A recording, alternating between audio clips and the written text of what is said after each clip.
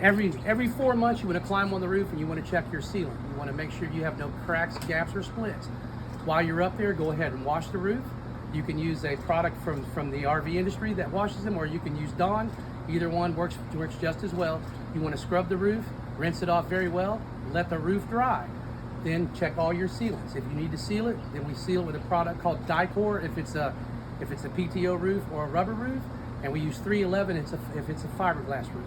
After you've sealed the roof and the sealant dries, you go through with roof conditioner and you condition the whole roof and keep it conditioned. If you do that every 4 months, your roof should last quite a long time.